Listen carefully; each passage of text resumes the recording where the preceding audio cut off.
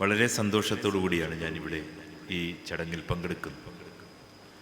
ഇവിടെ വരുന്ന സമയത്ത് തന്നെ വളരെ വിശുദ്ധമായ ഒരുപാട് മുഖങ്ങൾ കാണുവാൻ സാധിക്കുന്നു. നിങ്ങളുടെ കൂടെ ഇവിടെ ഇരിക്കുവാൻ സാധിക്കുന്നു. ഏറ്റവും സവിശേഷമായ ഒരു കാര്യമായി ഞാൻ കാണുന്നു. നമ്മുടെ ഈ ഭാരതത്തിൻ്റെ ഏറ്റവും പ്രധാനപ്പെട്ട ഒരു ആപ്തവാക്യമുണ്ട്. അത് ഓം സഹന ഭവതു സഹനൗ ഭുനക്തു സഹവീര്യം കരവാവഹേ തേജസ്വിന മദീവ വസ്തു മാ വിദുഷാവഹി. ഓം ശാന്തി ശാന്തി ശാന്തി എന്നാണ്. ഇത് നമ്മുടെ ഈ രാജ്യത്തുള്ള ആളുകളെല്ലാവരും കൂടി ഒരുമിച്ച് ചേർന്നിരിക്കണമെന്നുള്ള ഒരു വാക്യമാണ്.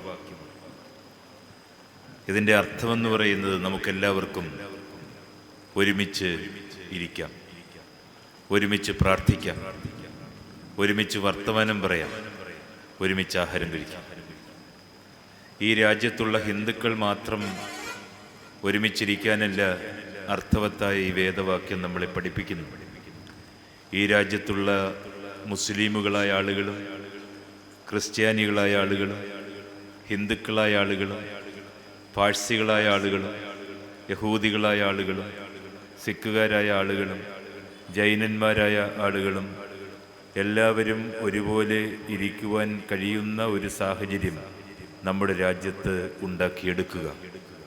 ഇന്ന് ഇവിടെ നേരത്തെ സൂചിപ്പിച്ചതുപോലെ നമ്മുടെ രാജ്യത്തിൻ്റെ അഖണ്ഡതയ്ക്ക് നേരെ ഒരുപാട് വർഗീയമായ ശക്തികൾ അവരുടേതായ നിലയിൽ പ്രവർത്തിക്കുന്ന ഒരു കാലഘട്ടത്തിൽ നമ്മൾ ജീവിക്കുമ്പോൾ, പ്രത്യേകിച്ചും ദൈവീകമായ മതത്തെ മുൻനിർത്തി, വിശുദ്ധിയുടെ ഗ്രന്ഥത്തെ മുൻനിർത്തി, ഖുറാനെ മുൻനിർത്തി, പ്രവാചകനായ മുഹമ്മദ് നബി തിരുമേനിയുടെ സവിശേഷമായ വചനങ്ങളെ മുൻനിർത്തി ഏറ്റവും പ്രധാനപ്പെട്ട കാര്യങ്ങൾ ചർച്ച ചെയ്യുന്ന ഒരു വേദിയായി ഇത് മാറിയിരിക്കുന്നത് ഏറ്റവും അഭിമാനകരമായ കാര്യമാണ്.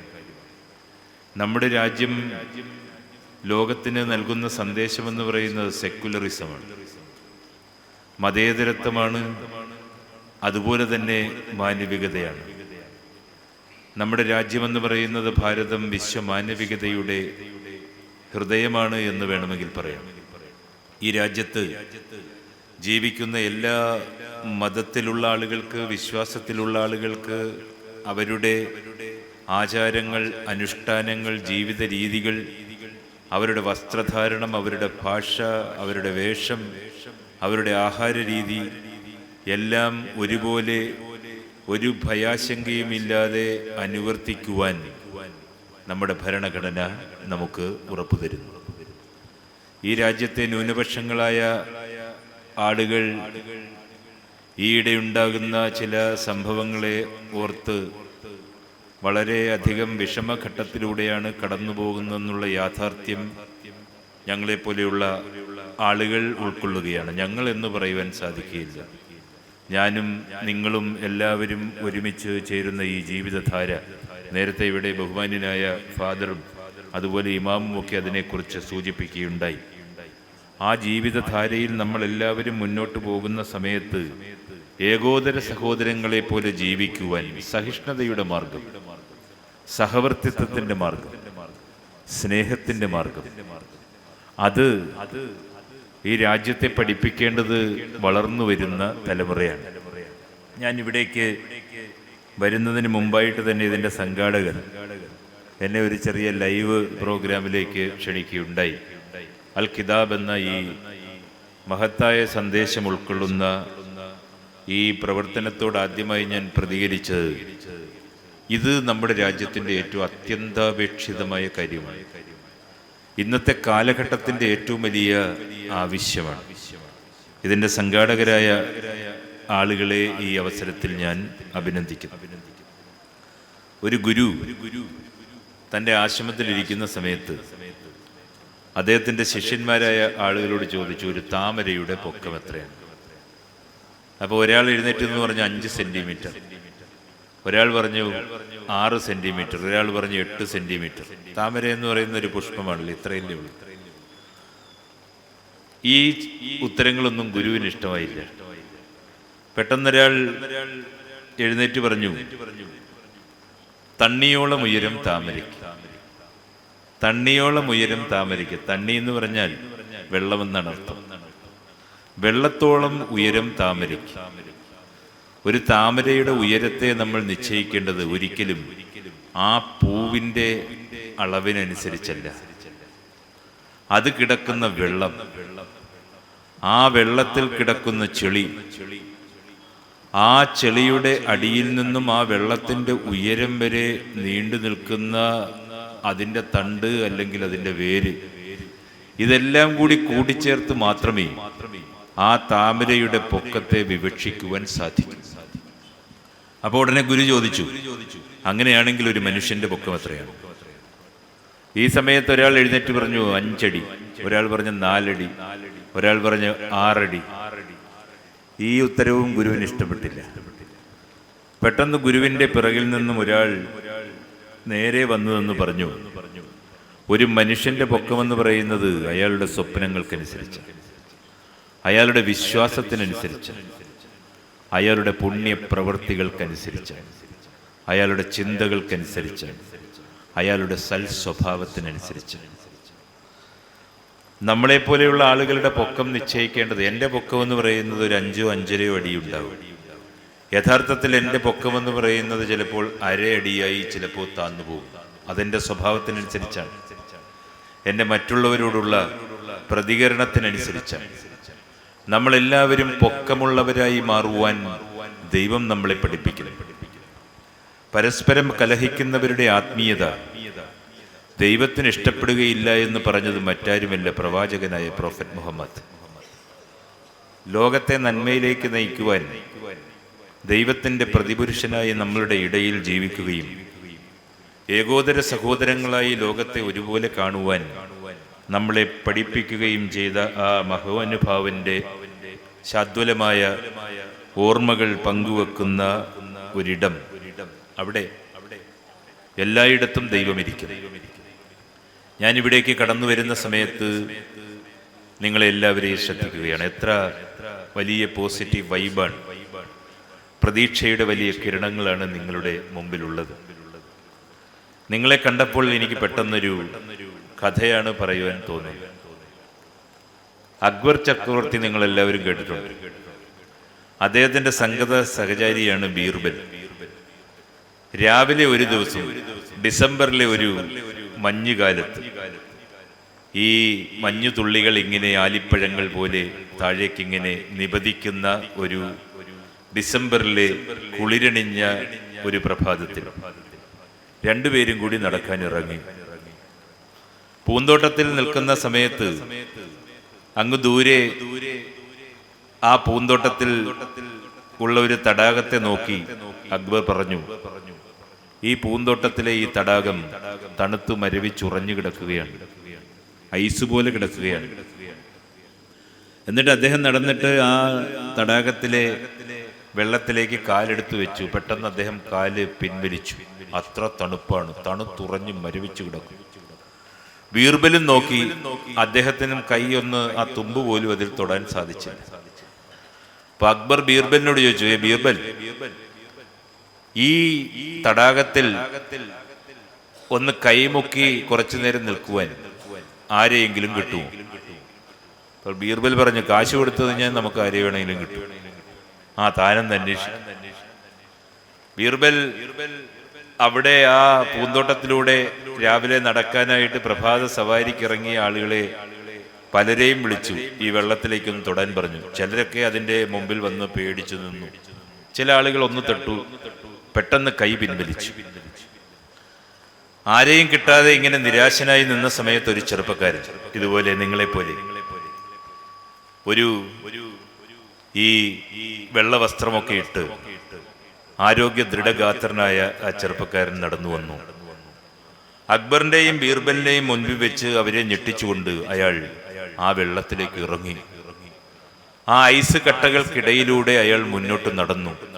പെട്ടെന്ന് അക്ബർ ബീർബലിനോട് ചോദിച്ചു, ബീർബൽ, ഇയാൾ എന്താണ് ഈ കാണിക്കാൻ പോകുന്നത്? ഇയാൾക്ക് എവിടുന്ന് കിട്ടി ഇത്ര വലിയ ധൈര്യം? ഇയാൾ ഈ വെള്ളത്തിലൂടെ നടക്കുന്ന സമയത്ത് തണുത്തുറഞ്ഞ് ഇയാൾ മരിച്ചു പോവുകയില്ലേ? രണ്ടുപേരും പേടിച്ചു. ഒട്ടും പ്രതീക്ഷിക്കാത്ത ഒരു യാത്രയാണ് അയാൾ നടത്തിയിരിക്കുന്നത്. അക്ബർ പറഞ്ഞു, ആരെവിടെ? പെട്ടെന്ന് സൈന്യാധിപന്മാരും ഭടന്മാരും എല്ലാവരും ഓടി മുന്നോട്ട് വന്നു. അയാളെ പിടിച്ച് കരയ്ക്ക് കയറ്റി. എല്ലാവരും കൂടി ചെന്ന് അയാളെ പിടിച്ച് കരയ്ക്ക് കൊണ്ടുവന്നു തിരിച്ചു. ആ സമയത്ത് അക്ബർ അയാളോട് ചോദിച്ചു, ഇത്ര തണുത്തുറഞ്ഞ, ഇത്ര മരം കോച്ചുന്ന ഈ തണുപ്പത്ത്, ഈ വെള്ളത്തിൽ, ഐസ് പോലെയുള്ള ഈ വെള്ളത്തിൽ എങ്ങനെ നിങ്ങൾക്ക് ഇറങ്ങാൻ തോന്നി? നിങ്ങൾക്ക് കാലുകൾ ഇതിനകത്ത് വെക്കുവാൻ തോന്നി? എന്നിട്ട് നിങ്ങൾ ഇങ്ങനെ മുന്നോട്ട് നടക്കുവാൻ തോന്നി, അതിന്റെ നടുക്ക് പോയി നിൽക്കുവാൻ തോന്നി? പെട്ടെന്ന് അക്ബറിനെ ഞെട്ടിച്ചുകൊണ്ട് അയാൾ പറഞ്ഞു, ഈ വെള്ളത്തിലേക്ക് ഇറങ്ങുന്നതിന് മുമ്പ് ഇവിടെ ഇതിൽ ഇറങ്ങുവാൻ കഴിയുമോ എന്ന് എനിക്കറിയാൻ പാടില്ലായിരുന്നു, എനിക്ക് ധൈര്യമില്ലായിരുന്നു. പക്ഷെ എൻ്റെ ലക്ഷ്യത്തെ ഞാൻ മുന്നിൽ കണ്ടു, പ്രത്യാശയെ ഞാൻ മുന്നിൽ കണ്ടു. ഞാൻ എൻ്റെ ആദ്യത്തെ കാലെടുത്ത് വെച്ച സമയത്ത് എൻ്റെ കാലുകൾ മരവിച്ചു പോകുന്നത് പോലെ എനിക്ക് തോന്നി. പക്ഷേ അങ്ങ് ദൂരെ പ്രത്യാശയുടെ ഒരു വെളിച്ചം നിന്ന് കത്തുന്നുണ്ടായിരുന്നു. എൻ്റെ കണ്ണുകൾ, പിന്നെ എൻ്റെ ദൃഷ്ടികൾ ആ വിളക്കിൽ നിന്നും മാഞ്ഞില്ല. ആ വിളക്കിന്റെ ചൂട് എൻ്റെ ഹൃദയത്തിലേക്ക് അടിച്ചപ്പോൾ ഈ വെള്ളത്തിലുള്ള തണുപ്പിനെ, ഈ മരം കൊച്ചുന്ന വിറയലിനെ ഒന്നും ഞാൻ ആലോചിച്ചില്ല. ആ വിളക്കിന്റെ ചൂട് എൻ്റെ ഹൃദയത്തെയും ശരീരത്തെയും ചൂടാക്കി. സമകാലീനമായ പ്രതിസന്ധികളോട് പ്രത്യാശയുടെ വിളക്കിന്റെ പ്രതീക്ഷയിൽ എങ്ങനെ അതിനെ തരണം ചെയ്യണമെന്ന് നമുക്കെല്ലാവർക്കും പഠിക്കുവാനുള്ള ഏറ്റവും വലിയ ഇടമാണ് ഇവിടം. ദൈവത്തിന്റെ പാഠപുസ്തകം നമ്മുടെ ഹൃദയത്തിലേക്ക് എടുത്തു വെക്കുകയാണ്. ദൈവത്തിന്റെ പ്രതിപുരുഷനായ പ്രവാചകന്റെ വചനങ്ങൾ കേൾക്കുവാൻ അവസരം ലഭിച്ചിരിക്കുന്ന ആളുകളാണ് നമ്മളെല്ലാവരും. ഇപ്പോൾ ഇവിടെ കടന്നുപോയ ഫാദർ, അദ്ദേഹത്തിന്റെ വിശ്വാസികളായിട്ടുള്ള ആളുകൾ എല്ലാവരും പ്രാർത്ഥിക്കുന്ന ഒരു കാര്യമുണ്ട്, ദൈവമേ നീ വലിയവൻ, ദൈവമേ നീ വലിയവൻ. നമ്മളെല്ലാവരും കൂടി ദൈവമേ നീ വലിയവനെന്ന് പ്രാർത്ഥിച്ചു കഴിഞ്ഞാൽ ദൈവം വലിയവനാകുന്നില്ല, ദൈവം വലിയവൻ തന്നെയാണ്. പക്ഷെ ദൈവമേ നീ വലിയവനെന്ന് ഉദ്ഘോഷിക്കുന്നതിലൂടെ നമ്മളെല്ലാവരുമാണ് വലിയവരായി തീരുന്നത്. ദൈവത്തിന്റെ അവദാനങ്ങൾ, പ്രവാചകന്റെ വാക്കുകൾ, ഗുരുവിന്റെ മൊഴികൾ ഒക്കെ പറയുന്ന ഇടങ്ങൾ സ്വർഗങ്ങളാണ്. അവിടെ കാലുകുത്തുവാൻ സാധിക്കുക എന്ന് പറയുന്നത് ഏറ്റവും പ്രധാനപ്പെട്ട കാര്യമാണ്.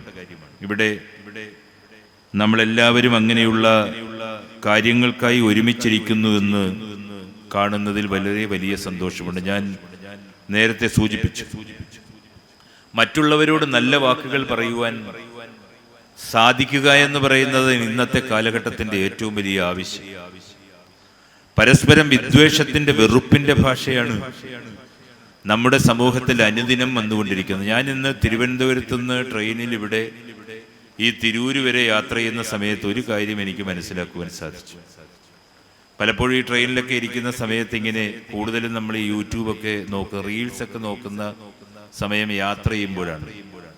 മറ്റുള്ള സമയത്തൊക്കെ നമുക്കങ്ങനെ അത് കാണുവാൻ സാധിക്കുകയില്ല.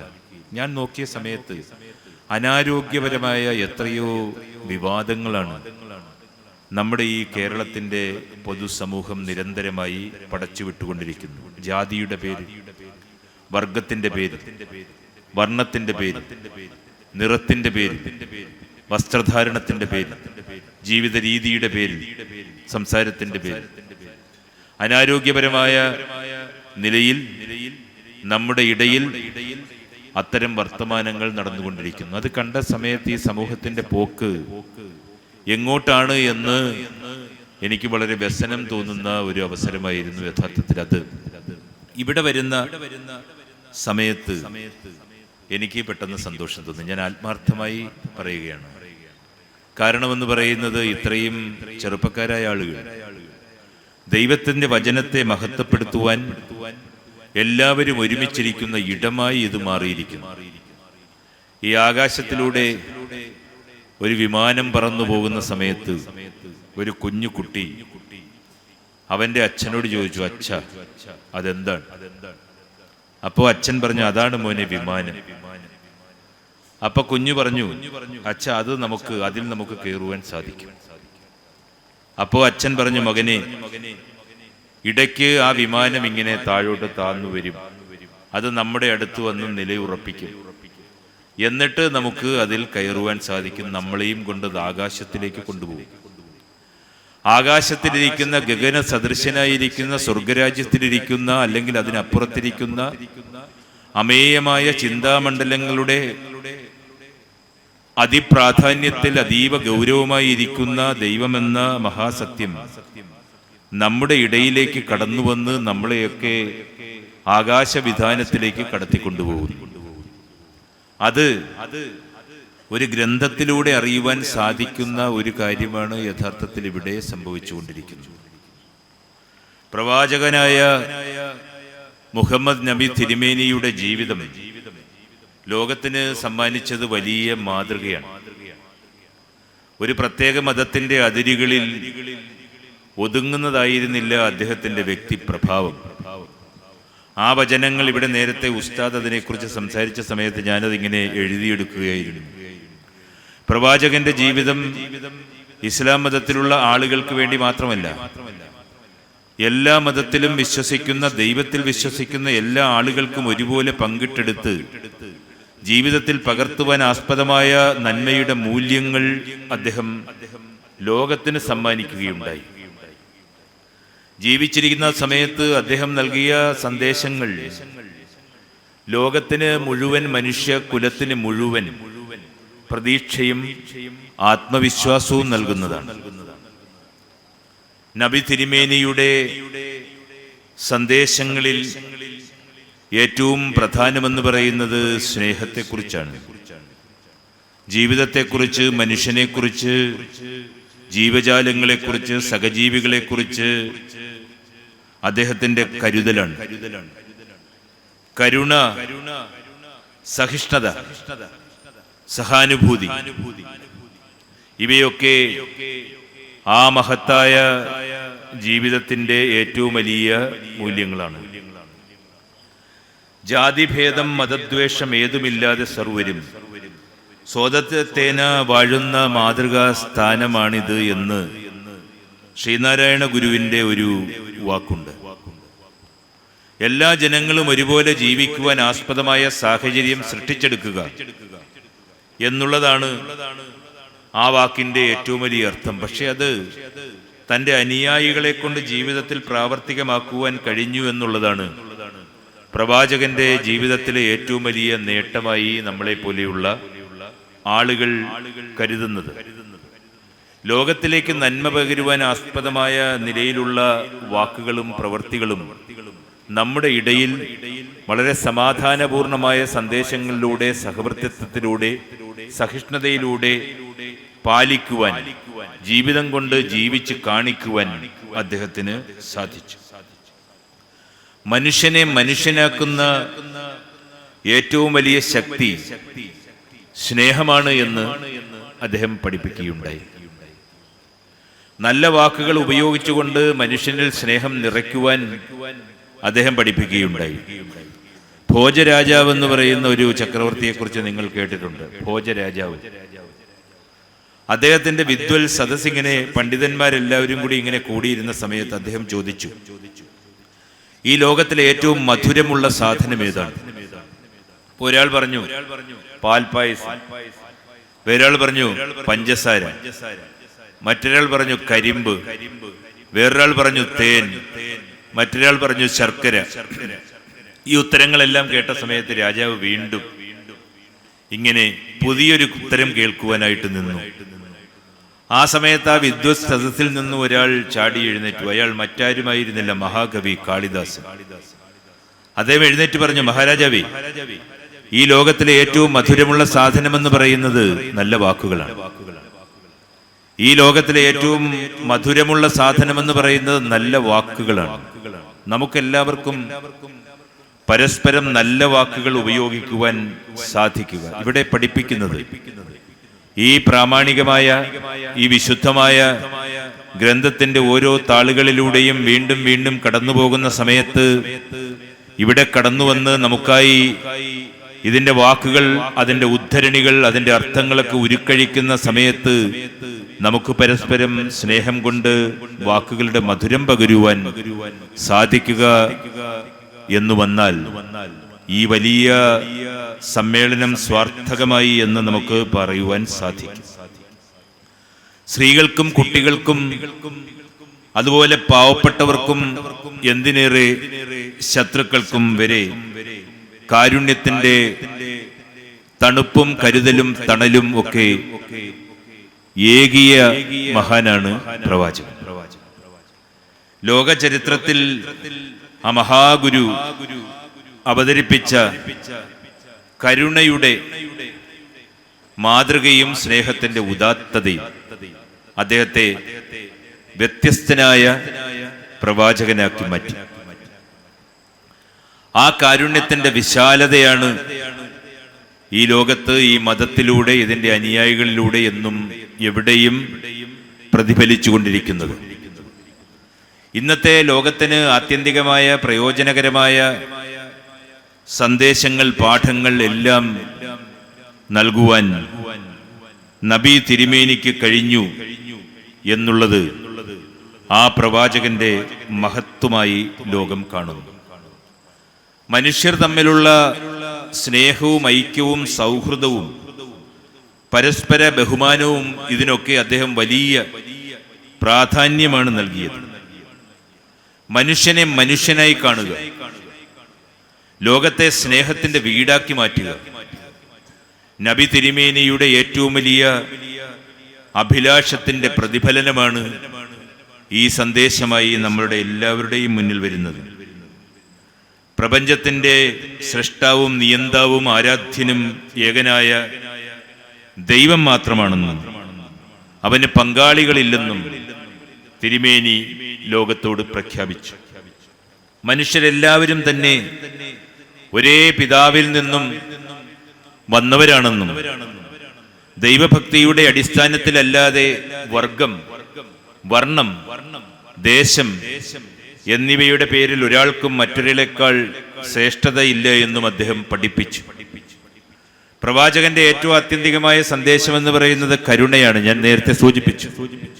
മറ്റുള്ളവരെ സ്നേഹിക്കുവാനുള്ള കഴിവാണ്, മറ്റുള്ളവരെ രക്ഷിക്കുവാനുള്ള കഴിവാണ്. അമേരിക്കയുടെ പ്രസിഡന്റ് ആയിരുന്ന എബ്രഹാം ലിങ്കൺ, നിങ്ങൾ എല്ലാവരും അദ്ദേഹത്തെക്കുറിച്ച് കേട്ടിട്ടുണ്ട്, പഠിച്ചിട്ടുണ്ട്. അദ്ദേഹം ഒരു ദിവസം തന്റെ കൊട്ടാരത്തിലേക്ക് പോകുന്ന സമയത്ത് അങ്ങ് ദൂരെ ഒരു പാടത്ത്, ഒരു കുഴിയിൽ ഒരു പന്നിക്കുട്ടി വീണ് കിടക്കും.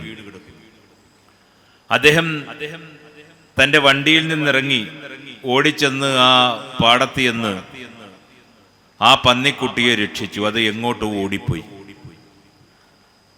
പ്രസിഡന്റ് കൊട്ടാരത്തിൽ ചെന്ന സമയത്ത്, പാർലമെന്റിൽ ചെന്ന സമയത്ത് അദ്ദേഹത്തിന്റെ കോട്ടിലും ഷൂസിലും അദ്ദേഹത്തിന്റെ പാൻസിലുമൊക്കെ ചെളി പുരണ്ടിരിക്കുന്നു. എല്ലാവരും ചോദിച്ചു, അയ്യോ പ്രസിഡന്റ്, അങ്ങേക്ക് എന്തെങ്കിലും സംഭവിച്ചു, എന്തെങ്കിലും അപകടം ഉണ്ടായി? അവരുടെ ചോദ്യത്തിന് ആദ്യമൊന്നും ഉത്തരം പറയുവാൻ എബ്രഹാം ലിങ്കൺ തയ്യാറായില്ല. അവസാനം എല്ലാവരും നിർബന്ധിച്ചിങ്ങനെ ചോദിച്ച സമയത്ത് അദ്ദേഹം താൻ ഇങ്ങോട്ട് വരുന്ന സമയത്തുണ്ടായ സംഭവത്തെക്കുറിച്ച് പറഞ്ഞു. ഈ സമയത്ത് അവരെല്ലാവരും എഴുന്നേറ്റ് നിന്ന് കൈയടിച്ചു, അദ്ദേഹത്തെ പുകഴ്ത്തി, അദ്ദേഹത്തെ ശ്ലാഘിച്ചു. അദ്ദേഹം ചെയ്തത് വലിയ കാര്യമാണ് എന്നവർ പറഞ്ഞു. അപ്പോൾ എബ്രഹാം ലിങ്കൺ പറഞ്ഞു, ഞാൻ ഈ ചെയ്ത പ്രവർത്തിക്ക് നിങ്ങൾ എന്നെ ഇത്ര പുകഴ്ത്തി സംസാരിക്കേണ്ട കാര്യമൊന്നുമില്ല. ആ പന്നിക്കുട്ടി കുഴിയിൽ വീണ് കിടക്കുന്ന സമയത്ത് എൻ്റെ ഉള്ളിലൊരു ദുഃഖം തോന്നി. ആ ദുഃഖം ശമിപ്പിക്കുവാനായിട്ടാണ് ഞാൻ ആ പന്നിക്കുട്ടിയെ രക്ഷിച്ചതല്ലാതെ ആ പന്നിക്കുട്ടിക്ക് വേണ്ടിയല്ല. അവനവൻ ആത്മസുഖത്തിന് ആചരിക്കുന്നത് അപരന് സുഖത്തിനായി വരണമെന്ന് ശ്രീനാരായണ ഗുരു പറഞ്ഞു. നമ്മൾ മറ്റുള്ളവരുടെ ദുഃഖത്തിന് അവരെ സഹായിക്കുന്നത് നമ്മുടെ ആത്മസുഖത്തിനായി വരണമെന്ന് പ്രവാചകനായ നബി തിരുമേനി പറയുകയുണ്ടായി. ഇന്നിവിടെ കൂടിയിരിക്കുന്ന ചെറുപ്പക്കാരായിട്ടുള്ള ആളുകളെല്ലാവരും മനസ്സിലാക്കേണ്ടത്, നമ്മളെല്ലാവരും എങ്ങനെ ഇവിടെ വന്നിരിക്കുന്നു, എന്തിനായി വന്നിരിക്കുന്നു? നമുക്കറിയാം, ഇന്ന് ചെറുപ്പക്കാരായിട്ടുള്ള ആളുകളുടെ ഇടയിൽ നടമാടിക്കൊണ്ടിരിക്കുന്ന ഒരുപാട് പ്രവൃത്തികളെ ഓർത്ത് നമ്മുടെ രാജ്യം തന്നെ ഖേദിച്ചുകൊണ്ടിരിക്കുന്ന അവസരമാണ്. സന്മാർഗത്തിലൂടെ ചരിക്കുവാൻ കഴിയാത്ത ജനത ലഹരിയുടെയും മയക്കുമരുന്നിന്റെയും മറ്റു വേണ്ടാത്ത കാര്യങ്ങളുടെയും ഇടയെ പോയി പിടിപ്പുകേടിന്റെ ലോകത്ത് ജീവിച്ച് ആത്മവിശ്വാസം നഷ്ടപ്പെട്ട് മാനസികമായ ഭ്രമങ്ങൾ പോലും സംഭവിച്ച് ഇല്ലാതായി പോകുന്ന ഒരു ലോകത്താണ് നമ്മൾ എല്ലാവരും ജീവിക്കുന്നത്. സത്സ്വഭാവത്തിനാണ് ഇസ്ലാം മതത്തിൽ ഏറ്റവും വലിയ പ്രാധാന്യം നൽകിയിട്ടുണ്ട് എന്നുള്ളത് നിങ്ങൾക്കെല്ലാവർക്കും നല്ലതുപോലെ അറിയാമെന്ന് ഞാൻ വിചാരിക്കുന്നു. നിങ്ങളിൽ ഉത്തമൻ ഏറ്റവും സൽസ്വഭാവമുള്ളവനാണ് എന്ന് പ്രവാചകൻ പഠിപ്പിച്ചു. നിങ്ങളിൽ ഉത്തമൻ ഏറ്റവും സൽസ്വഭാവമുള്ളവനാണ്. ഞാനിവിടെ ഇരിക്കുന്ന എൻ്റെ സഹോദരന്മാരായിട്ടുള്ള അനിയന്മാരോട് ചോദിക്കുന്നു, നമ്മൾ ഏറ്റവും ഉത്തമൻ ആരാണ്? അപ്പോൾ സ്വയം നമ്മളെല്ലാവരും ഒന്ന് നോക്കും, നമ്മൾ ഏറ്റവും ഉത്തമൻ ആരാണ്? അപ്പോൾ ഗുരു പറഞ്ഞ മറുപടി തന്നെ, പ്രവാചകൻ പറഞ്ഞ മറുപടി തന്നെ നമ്മൾ ചിന്തിക്കേണ്ടി വരും. നമ്മളിലെല്ലാം ഏറ്റവും സൽസ്വഭാവമുള്ളവനാണ് നമ്മളിൽ ഏറ്റവും വലിയ ഉത്തമൻ. സത്യസന്ധതയും വിശ്വസ്തതയും അതുപോലെ നീതിയും തുടങ്ങിയ ഉന്നതമായ ധാർമ്മിക നിലപാടുകൾ ജീവിതത്തിൽ പാലിക്കുവാൻ അദ്ദേഹം ആഹ്വാനം ചെയ്തു. സത്യസന്ധത, നീതിബോധം, വിട്ടുവീഴ്ച, ഇതെല്ലാം, ദയ, അതാണ് ഞാൻ നേരത്തെ സൂചിപ്പിച്ചത്, കരുണ, ഇതെല്ലാം ജീവിതത്തിൽ സൂക്ഷിക്കുവാൻ അദ്ദേഹം നമ്മളെ പഠിപ്പിച്ചു, ആഹ്വാനം ചെയ്തു. അശരണരായ ആളുകൾ, അനാഥരായ ആളുകൾ, ദരിദ്രരായ ആളുകൾ, അയൽവക്കക്കാരായ ആളുകൾ തുടങ്ങിയവരോട് കരുണയും ദയയും കാണിക്കണമെന്നും സാമൂഹിക നീതി ഉറപ്പുവരുത്തണമെന്നും പ്രവാചകൻ ഊന്നിപ്പറഞ്ഞു. ഞാൻ ഈ പ്രസംഗത്തിന്റെ തുടക്കത്തിൽ പറഞ്ഞത് സാമൂഹികമായ നീതി നഷ്ടപ്പെടുന്ന ഒരു കാലഘട്ടത്തിൽ നമ്മുടെ രാജ്യത്ത് നമ്മളെപ്പോലെയുള്ള ആളുകൾ ജീവിക്കുന്നു. ഈ രാജ്യത്ത് ജീവിക്കുന്ന ആളുകളെല്ലാവരും ഒരു പൂന്തോട്ടത്തിൽ വിവിധങ്ങളായ പുഷ്പങ്ങൾ ഇങ്ങനെ വിടർന്ന് സൗരഭ്യം പരത്തി വിരാജിച്ചു നിൽക്കുന്നത് പോലെ, പല നിറങ്ങൾ നമ്മൾ ആസ്വദിക്കുന്നത് പോലെ നമ്മുടെ രാജ്യത്തിന്റെ വൈവിധ്യത്തെ ആഘോഷിക്കുവാൻ നമുക്ക് സാധിക്കണം. അതാണ് സാമൂഹ്യ നീതി. അത് ഹിന്ദുക്കളായ ആളുകൾക്ക് മാത്രം ഉറപ്പുവരുത്തേണ്ടുന്ന കാര്യമല്ല, ക്രിസ്ത്യാനികളായിട്ടുള്ള ആളുകൾക്ക് മാത്രം ഉറപ്പുവരുത്തേണ്ടുന്ന കാര്യമല്ല. ഈ രാജ്യത്ത് ജീവിക്കുന്ന എല്ലാ മതത്തിലുമുള്ള ആളുകൾക്ക് ഒരുപോലെ നീതിയോടെ, സമാധാനത്തോടെ, സഹിഷ്ണുതയോടെ, സഹവർത്തിത്വത്തോടെ ജീവിക്കുവാൻ കഴിയുന്ന കാര്യം. ഇവിടെ ആ ഫാദർ അദ്ദേഹം പോയി എന്ന് മനസ്സിലാക്കുവാൻ സാധിക്കുന്നു. അദ്ദേഹം പറഞ്ഞില്ലേ, അദ്ദേഹത്തിന്റെ ആ സഭയുടെ ബിഷപ്പ് ഈ പ്രദേശത്ത്, അദ്ദേഹമല്ല പറഞ്ഞത്, ഇവിടെ ഇത് ആമുഖ പ്രഭാഷണം നടത്തിയ ധന്യാത്മനായ സഹോദരനാണ് അതിനെക്കുറിച്ച് പറഞ്ഞത്, ഇവാഞ്ചലിക്കൽ ബിഷപ്പ്. അദ്ദേഹം ഈ പ്രദേശത്തെക്കുറിച്ച് ഓർക്കുമ്പോൾ അദ്ദേഹത്തിന്റെ കൂടെ ജീവിച്ച ഇസ്ലാം മതസ്ഥനായ ഒരാളെ കുറിച്ച് ആലോചിക്കുന്നു. ഞാൻ പ്രതിനിധാനം ചെയ്യുന്ന ശാന്തിഗിരി ആശ്രമം അതൊരു ഹിന്ദുമതത്തിന്റെ ഭാഗമല്ല, അതൊരു പ്രത്യേകമായ ഗുരുമാർഗത്തിലുള്ള ഒരു ആത്മീയ പ്രസ്ഥാനമാണ്. എൻ്റെ ഗുരുവായ നവജ്യോതി ശ്രീ കരുണാകര ഗുരുവിനെ കുറിച്ച് നിങ്ങൾ പലരും കേട്ടിട്ടുണ്ടാകാം. ഏറ്റവും പ്രധാനമായിട്ട് 1998 ഗുരു എന്ന മോഹൻലാലിൻ്റെ ഒരു സിനിമ ഉണ്ടായിരുന്നു. അതിൽ പരാമർശിക്കുന്ന ഐഡിയോളജിയും അതൊക്കെ കാണിക്കുന്ന ആശ്രമവും ഒക്കെ ശാന്തിഗിരി ആശ്രമത്തിൻ്റെ ആശയമാണ്. അതിപ്പോൾ റിലീസ് ചെയ്യാൻ പോവുകയാണ്. മതസൗഹാർദ്ദത്തെക്കുറിച്ച് ഒരുപക്ഷെ ഇത്ര ആഴത്തിൽ പറഞ്ഞൊരു സിനിമ ഈ കേരളത്തിൽ അല്ലെങ്കിൽ മലയാളത്തിൽ ഇതിനു മുമ്പോ അതിനുശേഷമോ ഉണ്ടായിട്ടുണ്ട് എന്ന് എനിക്ക് തോന്നുന്നില്ല. അതുപോലെ തന്നെ മഹാനായ OV വിജയൻ ഗുരുസാഗരം, ധർമ്മപുരാണം, ഖസാക്കിന്റെ ഇതിഹാസമൊക്കെ എഴുതിയ നമ്മുടെ സാഹിത്യ മണ്ഡലത്തെ പരിപോഷിപ്പിച്ച, പുഷ്കലമാക്കിയ ഏറ്റവും പ്രധാനപ്പെട്ട വ്യക്തിയാണ്. ഈ അരീക്കോട് MSP ക്യാമ്പിൽ അദ്ദേഹം ഒരു കാലത്ത് താമസിക്കുകയും അതിനെക്കുറിച്ചൊക്കെ എഴുതുകയും ചെയ്ത വ്യക്തിയാണ്. OV വിജയന്റെ പല പുസ്തകങ്ങളിലും കരുണാകര ഗുരുവിനെ പരാമർശിച്ചിട്ടുണ്ട്. കരുണാകര ഗുരുവിന്റെ ഗുരു ഒരു സൂഫിയായിരുന്നു.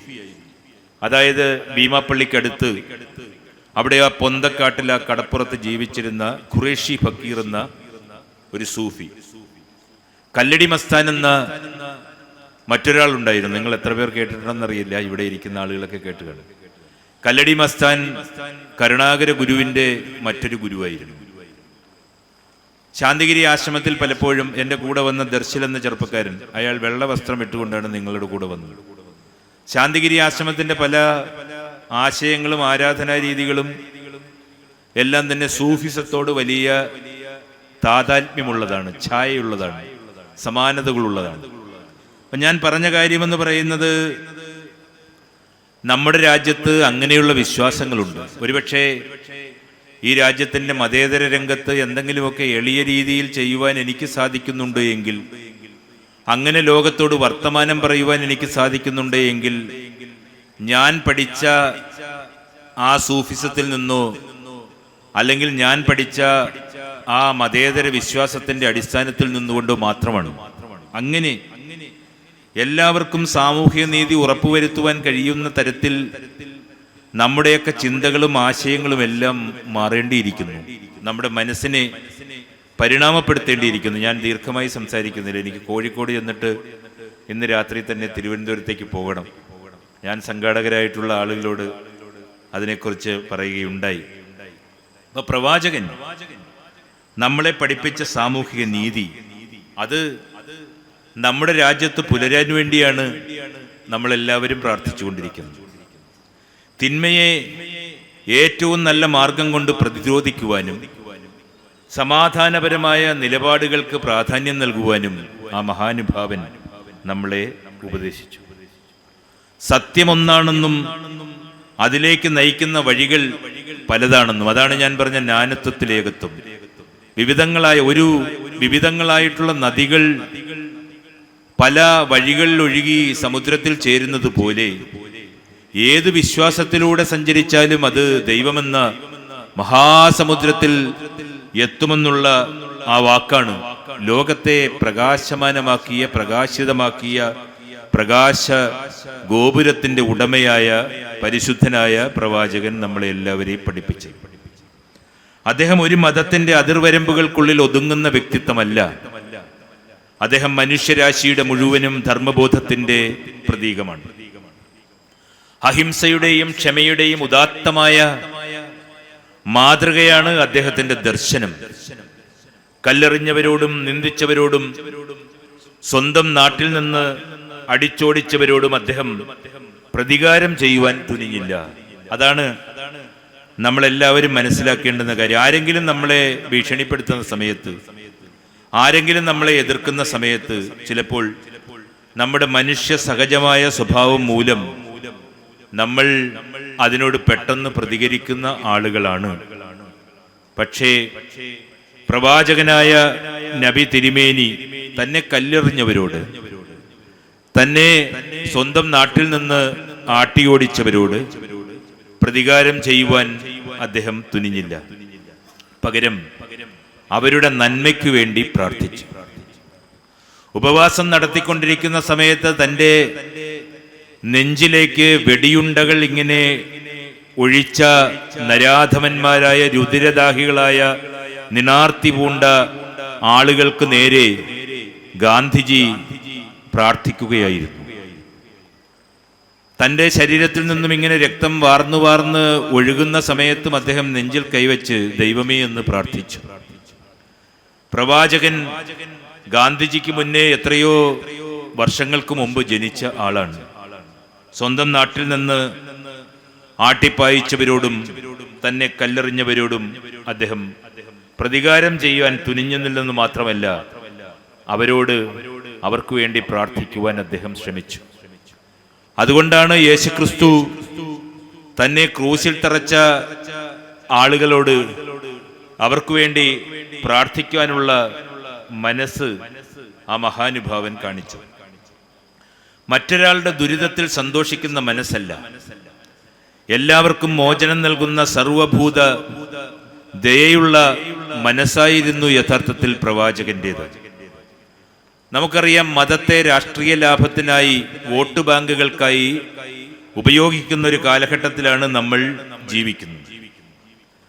മത വിശ്വാസികളായ ആളുകൾക്ക് പൂർണ്ണ സ്വാതന്ത്ര്യം നൽകിക്കൊണ്ട് സാമൂഹികമായ ഐക്യം സ്ഥാപിച്ച പ്രവാചക ദർശനം എല്ലാ മനുഷ്യർക്കും മാതൃകയാണ്.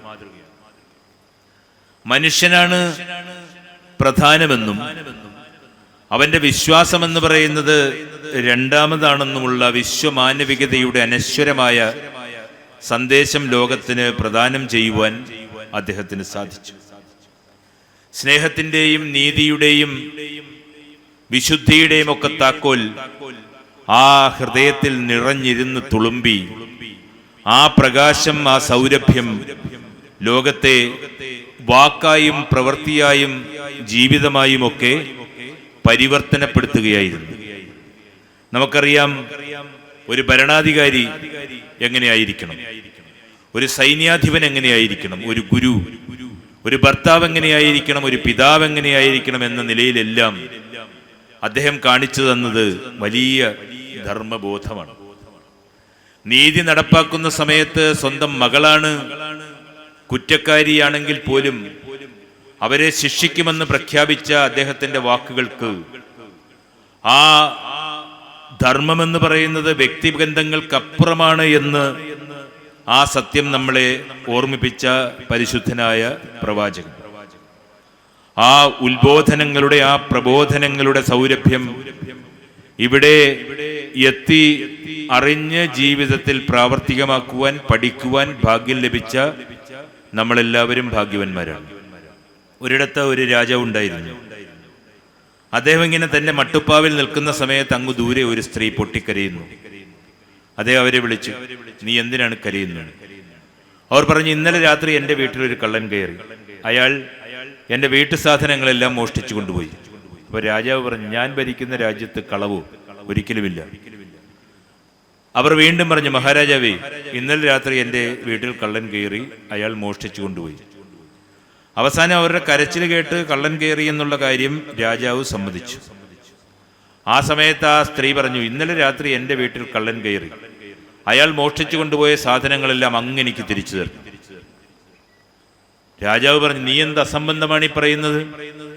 നീ വാതിൽ കുറ്റിയിടാതെ കിടന്നുറങ്ങിയിട്ട്, നീ ബോധം കെട്ട് കിടന്നുറങ്ങിയിട്ട് നിന്റെ വീട്ടിൽ കള്ളൻ കയറി അയാൾ മോഷ്ടിച്ചു കൊണ്ടുപോയ സാധനങ്ങൾ ഞാൻ തിരിച്ചു തരണമെന്ന് ഒരിക്കലുമില്ല. ആ സമയത്ത് ആ സ്ത്രീ പറഞ്ഞ വാക്കുകൾ നമ്മളുടെ മനസ്സിൽ ഉണ്ടാകണമെന്ന് ഞാൻ വിചാരിക്കുന്നു. അവർ പറഞ്ഞു, ഞാൻ ബോധം കെട്ട് ഉറങ്ങിക്കിടക്കുന്ന സമയത്ത് അങ്ങ് ഉണർന്നിരിക്കുമെന്ന് ഞാൻ വിചാരിച്ചു. ഞാൻ ബോധം കെട്ട് ഉറങ്ങിക്കിടക്കുന്ന സമയത്ത് അങ്ങ് ഉണർന്നിരിക്കുമെന്ന് ഞാൻ വിചാരിച്ചു. അതുകൊണ്ടാണ് ഞാൻ ഉറങ്ങിപ്പോയത്. നമ്മളെല്ലാവരും ഉറങ്ങുന്നത്, നമ്മളെ ഭരിക്കുന്ന ആളുകൾ, നമ്മളെ മുന്നോട്ട് കൊണ്ടുപോകുന്ന ആളുകൾ, അവരെല്ലാവരും ഉണർന്നിരിക്കുമെന്ന് വിചാരിച്ചാണ് നമ്മളെല്ലാവരും ബോധം കെട്ട് രാത്രി കിടന്നുറങ്ങുന്നത്. നമുക്ക് മുമ്പേ അവർ യഥാർത്ഥത്തിൽ ഉറങ്ങിപ്പോകുന്നു. പക്ഷേ ഈ പ്രകൃതി ഉറങ്ങുന്ന സമയത്ത്, ഈ ഭൂമി ഉറങ്ങുന്ന സമയത്ത്, ഈ വായു ഉറങ്ങുന്ന സമയത്ത്, മരങ്ങൾ ഉറങ്ങുന്ന സമയത്ത്, തരുലതാദികൾ ഉറങ്ങുന്ന സമയത്ത്, ജീവജാലങ്ങൾ ഉറങ്ങുന്ന സമയത്ത്, സകലതും ഉറങ്ങുന്ന സമയത്ത് നമുക്ക് വേണ്ടി കണ്ണിൽ എണ്ണയൊഴിച്ച് ഒരാൾ ഉറങ്ങാതെ ഇരിക്കുന്നു. അതാണ് പരിശുദ്ധനായ പ്രവാചകനായ മുഹമ്മദ് നബി തിരുമേനി. ആ മഹാനുഭാവന്റെ ആ ഉറക്കമില്ലായ്മയാണ് നമുക്കിങ്ങനെ ഇതുപോലെ ശാദ്വലമായി ആരോഗ്യത്തോടെ, സന്തോഷത്തോടെ, ഐശ്വര്യത്തോടെ ഈ ലോകത്തിൽ ഓരോ ദിവസവും ജീവിക്കുവാൻ സാധിക്കുന്നു. നമ്മളെല്ലാവരും എപ്പോഴും ഓരോ ദിവസത്തെയും പുനർജന്മം എന്ന് പറയണമെന്ന് പറയും. കാരണം ഇന്നലെ രാത്രി ഉറങ്ങാൻ കിടന്ന പലരും ഇന്ന് രാവിലത്തെ പ്രഭാതം കാണാതെ പോയവരാണ്.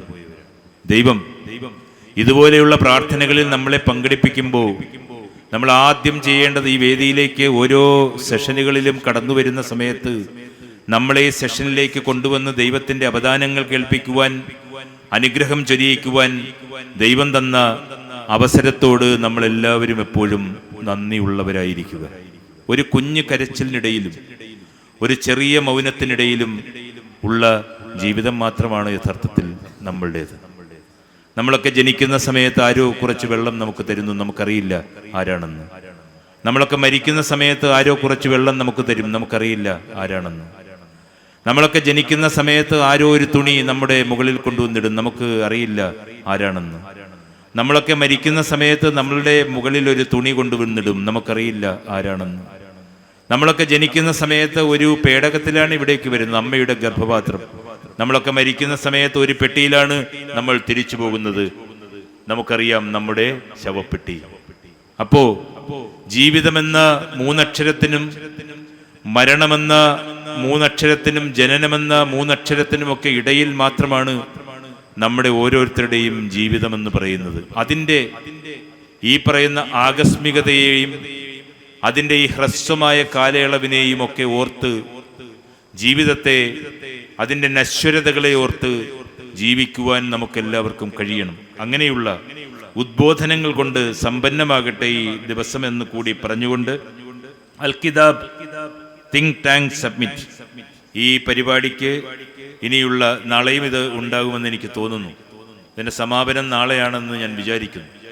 ഇതിൽ പങ്കെടുത്തുകൊണ്ടിരിക്കുന്ന എല്ലാവർക്കും എൻ്റെ സ്നേഹാദരങ്ങൾ അറിയിച്ചുകൊണ്ട് ദൈവാനുഗ്രഹത്തിനു വേണ്ടി പ്രാർത്ഥിച്ചുകൊണ്ട് ഞാൻ ചുരുക്കുന്നു. നന്ദി, നമസ്കാരം.